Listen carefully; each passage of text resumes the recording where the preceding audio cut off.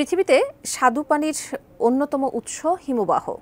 কেননা বিশ্বের যে পরিমাণ পানীয় জল রয়েছে তার মধ্যে অর্ধেকের বেশি সঞ্চিত থাকে এসব বরফ স্তূপে।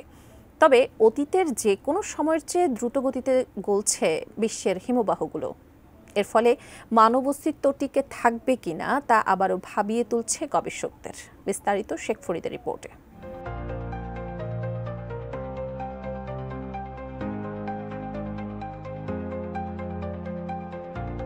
আর্কটিক থেকে আলপস, দক্ষিণ আমেরিকা থেকে তিব্বতীয় মালভূমি পর্যন্ত নাটকীয়ভাবে গলছে বরফ। বিশাল বিশাল সব হিমবাহ গলে সেই পানি যুক্ত হচ্ছে সমুদ্রে। গত ৩ বছরে রেকর্ড পরিমাণে হিমবাহ গলতে দেখা গেছে। শুধু ২০২৪ সালে হিমবাহের ভর ৪৫০ গিগাটন কমেছে। পার্বত্য হিমবাহগুলো দ্রুত গলার কারণে সমুদ্রপৃষ্ঠের উচ্চতা দিনকে দিন বেড়েই যাচ্ছে। এতে লাখ লাখ মানুষ ভয়াবহ বন্যা ঝুঁকিতে পড়ছে। সম্প্রতি জাতিসংঘের শিক্ষা ও বিজ্ঞান বিষয়ক সংস্থা ইউনেস্কোর এক প্রতিবেদনে এমন তথ্য জানানো হয়।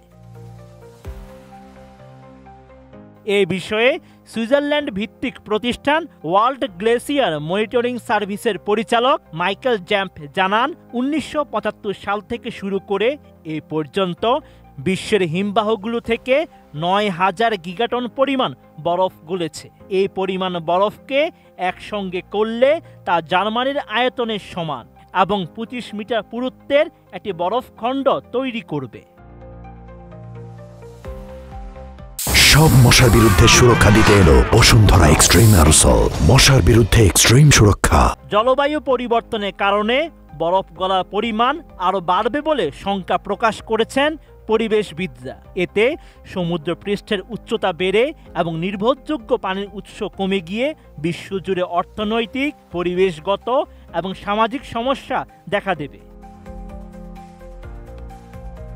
বিশ্বের প্রথম হিমবাহ দিবস উপলক্ষে প্রতিবেদনটি প্রকাশ করেছে ইউনেস্কো। এতে বিশ্বজুড়ে হিমবাহগুলোর সুরক্ষায় পদক্ষেপ নেওয়ার জন্য আহ্বান জানানো হয়। শঙ্কা করা হচ্ছে পার্বত্য এলাকায় বসবাসকারী প্রায় ১১০ কোটি মানুষের উপর হিমবাহ গলা তাৎক্ষণিক প্রভাব পড়বে।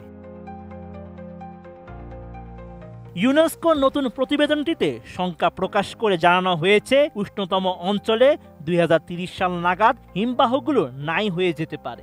এর ফলে পূর্ব আফ্রিকায় পানিকে কেন্দ্র করে স্থানীয় সংঘাত বাড়ার সম্ভাবনা রয়েছে।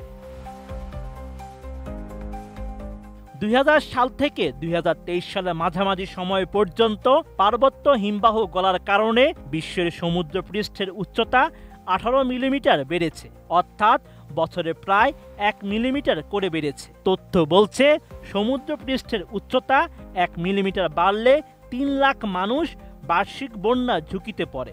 ফলে তলিয়ে যেতে পারে তুলনামূলক নিচু দেশগুলো। Sheikh Farid, ATN news.